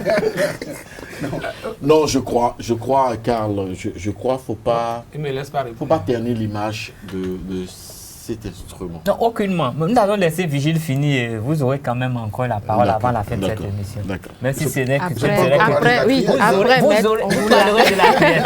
Vous serez le dernier à parler de la criette. Heureusement. Vous en êtes un spécialiste. Heureusement. Et Et pour moi, vous, je la vais question pouvoir est en toute parler. spécialiste. Non, monsieur Assoba est exclu de ce débat. Donc, Eh bon, je non, me permets de distribuer la parole, donc Voilà, on verra. thank you. Merci de me donner la parole. à nouveau. Vous le donnez. Pour conclure, conclure. en ce qui concerne la Non, criette. je vais juste dire ceci. Moi, je ne suis pas juriste, donc les éléments sur lesquels je peux me fonder, ce sont ces éléments que j'ai évoqués. Encore une fois, je prête la bonne foi au chef de l'État, je prête la bonne foi à ses actions, à ses initiatives, mais si ça pêche, notamment par la pédagogie, eh bien, ça risque de tout foirer. Ok, Et merci. donc, l'impression, c'est voilà, une cour mise en place encore une fois pour couper la tête aux adversaires, et ça aurait pu éviter. Et c'est une très mauvaise impression. Voilà, Bon, ça mais aurait pu être l'impression, évité, ça peut n'est-ce être pas? l'impression. Ça aurait pu être évité pour le succès de la lutte contre la Ok, corruption. merci Vigile Arouancet. Nous allons permettre à Maître Oroun là de boucler la question concernant la Moi, je criette. devrais On avoir fait- lui, parce Non. que Mais il doit, On fait le tour, en fait. non, il y aura un petit rajout pour Maître Oroun là, parce que hier nous avons entendu, après l'audience, l'un des avocats, le porte-parole du collège des avocats de Sébastien Adiavon, je crois qu'il s'appelle Maître Ben Simon, qui avait pris la parole pour dire que la criette serait la Benjamin des juridictions et que déjà elle serait trop prestantieuse, qu'elle boycotte toutes les dispositions prises par la Cour africaine des droits de l'homme. Il avait cité un certain nombre de juridictions. Je vous permets de faire un commentaire par rapport d'abord à ces affirmations et puis vous me parlerez de la criette. Écoutez, les déclarations du confrère n'engagent que lui. Et je sais qu'il pêche par mes connaissances du terrain. Il y a des juridictions qui naissent avec des dents. La Cour pénale internationale, par exemple, elle n'est pas venue avant le tribunal de Nuremberg, mais elle a une compétence internationale et prononce des condamnations. Elle n'est pas une juridiction mineure. La criette, dans son architecture, est la juridiction angulaire au Bénin aujourd'hui. Il faut dire ce que c'est. Ce n'est pas une petite juridiction, c'est une cour. C'est-à-dire qu'elle a des prérogatives qui dépassent le tribunal. Et moi, j'aurais voulu, en introduction, dire, ben, écoutez, ça aurait été quand même mieux qu'on dise et qu'on sache ce que c'est que la criette avant de commenter. Mais là, ça m'a permis quand même de voir les opinions des uns et des autres et de pouvoir. C'est quoi la criette? Cour de répression des infractions économiques et du terrorisme. Entre guillemets, lutte contre le trafic de stupes. Ça, on ne l'a pas dit. Cela ne veut pas dire que c'est maintenant qu'on commence la lutte contre le terrorisme. Heureusement, notre pays n'est pas bousculé par ce fléau et je souhaite que jamais ça n'arrive. Mais les infractions économiques, c'est celles-là qui plombent notre pays. Il y avait des juridictions pour le faire. Le tribunal correctionnel, en première instance, et la cour d'appel. On luttait tant bien que mal contre ces infractions économiques. Donc c'est pour vous dire que la nouveauté ici, c'est de spécialiser une juridiction, chaque État peut créer les juridictions qu'il veut, de spécialiser une juridiction dans un domaine donné, comme il y a un tribunal pour s'occuper des divorces, comme il y a une juridiction pour s'occuper du commerce, vols, comme il y a un tribunal de commerce avec des règles particulières, parfois dérogatoires. Le problème n'est donc pas là, surtout que c'est pour répondre à des exigences communautaires, à des exigences internationales. Parce que le terrorisme, la drogue, c'est planétaire. Donc il faut une synergie au niveau de tous les États et donc des juridictions spécialisées. Seulement que ce qui pose problème aux juristes, par exemple l'école dont je suis, c'est que nous avons un principe qu'on appelle celui du double degré de juridiction. C'est-à-dire qu'on estime que les juges peuvent se tromper et on veut donner la possibilité aux justiciables d'aller en seconde session. C'est ça qu'on appelle la cour d'appel. Et c'est là que les débats ont manqué de pédagogie. Est-ce qu'il fallait une cour qui statue en premier et dernier ressort? C'est ce que ça veut dire. Ça veut dire que quand la criette se prononce, même à tort, C'est sans recours. c'est sans recours. Donc, le fait, et le garde des Sceaux, qui est un confrère avec qui je partage beaucoup de choses, dit que ce n'est pas un principe absolu. Ce n'est pas vrai que ce n'est pas un principe absolu. C'est un principe dans la démocratie judiciaire. La belle preuve en est qu'il y a beaucoup de décisions rendues en première instance qui ont été corrigées en appel. Et la France dont nous nous inspirons de la législation avait une juridiction qui était sans appel, c'était la cour d'assises. Mais depuis quelques années, parce qu'on a considéré que le peuple souverain s'est prononcé et qu'il ne peut pas se tromper, mais on a créé des cours d'appel, des cours d'assises. Donc, on est en train d'inverser une tendance qui est à la démocratisation. Même la CPI, la Cour pénale internationale, a une chambre d'appel. Donc, c'est anachronique, juridiquement et judiciairement, et dangereux qu'une cour supposée et compétente pour juger le terrorisme devienne une cour terrorisante qui statue en premier et dernier ressort. Par ailleurs, permettez-moi d'être long, il y a un débat sur la nature de cette juridiction que certains ont qualifié de juridiction d'exception. Et quand on dit juridiction d'exception, ça veut dire juridiction révolutionnaire, Ça nous renvoie en 70. coupeuse de tête, devant lesquelles les droits de la défense sont Ils ne limités. sont pas garantis. Pendant que le gouvernement, dans sa doctrine, parle de juridiction spéciale. On se comprend. La Cour de répression des infractions économiques et du terrorisme, qui répond à des impératifs normatifs, est devenue par quelque endroit une juridiction d'exception. Ce n'est pas moi qui vais m'en plaindre, parce que ce soit au tribunal correctionnel ou devant la Cour, ça nous permet d'avoir plus de dossiers et plus de rémunération. Ça permet un déploiement des magistrats, mais rien n'obligeait à cela. On aurait pu garder des chambres spécialisées au tribunal de première instance et continuer la règle. Donc c'est pour vous dire que ceux dont je fais partie, qui graissent un peu des dents, c'est parce que ça pêche. Suivant une certaine doctrine, une certaine philosophie du droit. Maintenant, les aspects et les critiques basiques, quels sont-ils? Vous savez, on dit, avec les meilleurs textes, vous pouvez avoir beaucoup de bêtises. Instrumentaliser la criette, puisque c'est ça le débat, peut instrumentaliser n'importe quelle chambre. Tout à fait. Et malgré les qualités moindres d'une juridiction, on peut faire un travail aussi considérable. Donc, tout est question d'état d'esprit des animateurs. Et ceux qui sont nommés, moi je ne suis pas bien placé pour... C'est des magistrats de haut rang.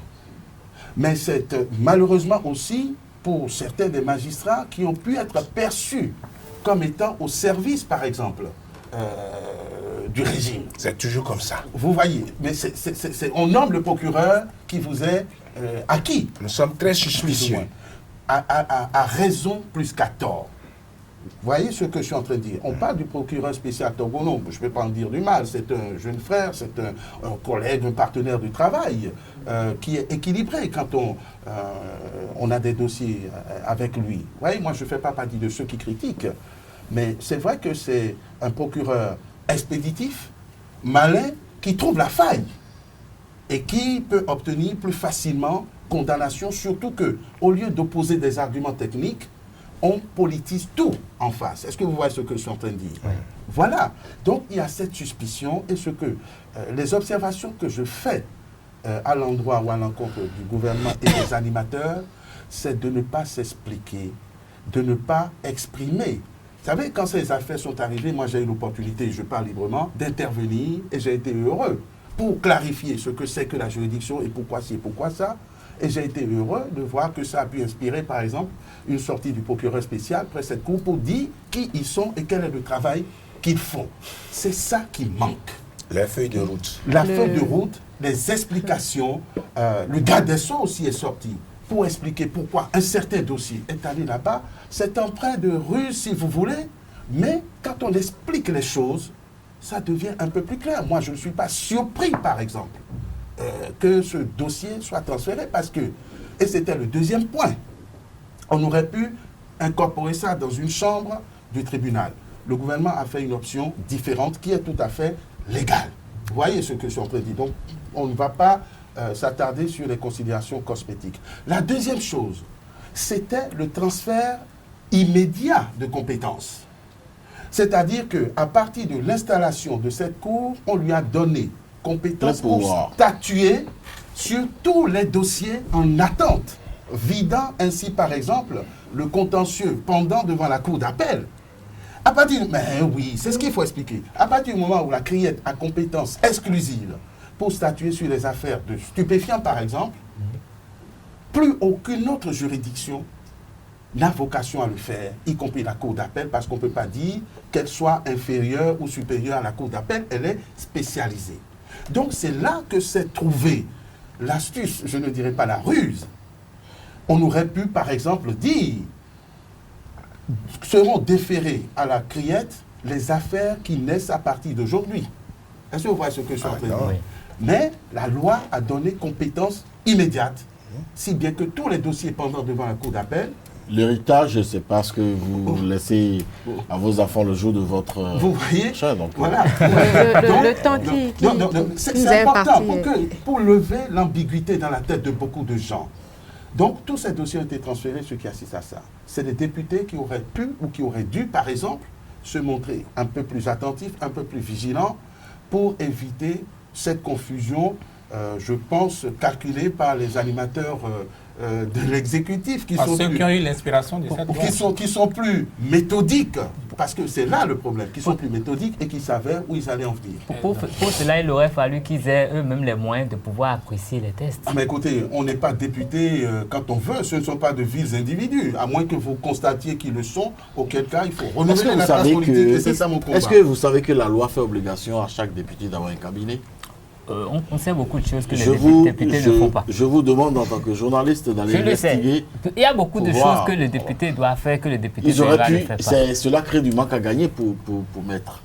Nous allons procéder à la conclusion de cette émission en vous demandant votre mot de fin en 1 minute. Non, vous n'avez pas commencé par moi. C'est pour ça que j'appelle au renouvellement de la classe politique et de permettre aux gens outillés d'aller nous représenter. Vous n'allez pas commencer par moi. Bien sûr. C'est-à-dire que si je donne le mot de la fin, je ne parle plus. Vous avez 1 minute. Vous êtes en train d'épuiser ce temps. Distel. Non, je vais vous remercier pour ce débat et dire que le Béninois doit se mettre dans la tête le développement de ce pays. Le Béninois doit se mettre dans la tête le développement de ce pays. Le Béninois doit mettre dans la tête que le développement de ce pays. Je l'ai dit 3 fois pour dire qu'il faudrait qu'on se départisse un peu de la suspicion.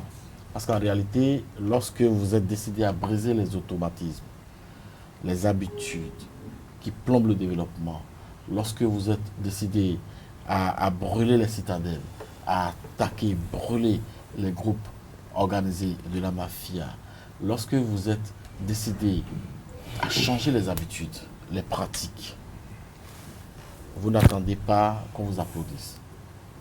C'est après vous. Lorsque éberlué demain devant des actions, waouh, lorsque éberlué demain devant des actions qui portent le mieux-être, devant les infrastructures, devant de belles routes, devant de beaux centres de santé avec de personnel qualifié, lorsque chacun commence par se dire « je suis un citoyen » et que je vis dans un environnement qui plus ou moins me permet, m'accorde le mieux-être et le mieux-vivre, c'est en ce moment qu'ils se mettent à chanter des cantiques dans votre dos à votre gloire. Je vais dire au président de la République et son gouvernement, à tous les décideurs de ce pays, d'avoir le courage d'y aller, mais d'avoir la méthode de la pédagogie, de communiquer, d'expliquer, de fédérer les ardeurs pour que le succès soit partagé. Virgile Laroncet, votre mot de fin. En 1 minute. Non, je ferai même moins d'1 minute. Moi, je pense, je vais exhorter, n'est-ce pas, nos dirigeants actuels et particulièrement le chef de l'État, demander que ces actions, n'est-ce pas, puissent être d'abord inspirées par la justice. Quand je dis la justice, c'est la justice primaire. Que la justice d'abord puisse le guider et après, on peut laisser le reste n'est que commentaire. Maître Roula. Ce n'est pas facile. Je n'ai jamais eu l'occasion de diriger, mais j'observe. De diriger un petit pays comme le Bénin, qui est plus lourd à porter que les États-Unis. Le président Kérékou l'a dit. Oui. Et la lutte contre la corruption, Julien, la corruption existe chez nous de la base au sommet. Et vous ne pouvez pas toucher quelqu'un sans que ça soit votre cousin, votre oncle, tout le monde est dedans. Donc, on ne peut pas en vouloir au président de la République et à son équipe de faire une lutte qui soit perçue comme une lutte sélective. Mais c'est déjà un début, comme on dit, un voyage de 1000 pas commence par le premier. Mais dans le même temps, il lui incombe de vêtir au moins une apparence de légalité et de neutralité. Parce que ce qui est efficace, c'est les symboles, c'est les signaux qui sont donnés. Si les Béninois dans leur ensemble ne peuvent pas percevoir clairement que la lutte qui est menée est une lutte sans couleur, sans parti pris, c'est que tous les efforts seraient plombés. Et ça donnera l'opportunité à ceux à qui il a damé le pion, parce que ce n'était pas évident que le candidat Patrice Talon l'emporte sur les dinosaures. Ils vont toujours exploiter ce fonds de commerce, d'amalgame, de confusion pour troubler les Béninois. Donc, moi, je voudrais inviter l'équipe dirigeante à faire preuve de communication, de pédagogie, d'ordre, d'équité, de savoir qu'ils doivent être très soucieux de l'image qui est donnée, de la perception qui est faite. Parce que quand vous n'avez pas confiance dans l'arbitre, il a beau être le meilleur, vous le soupçonnerez, vous le taxerez de parti pris, de corruption. Donc c'est important.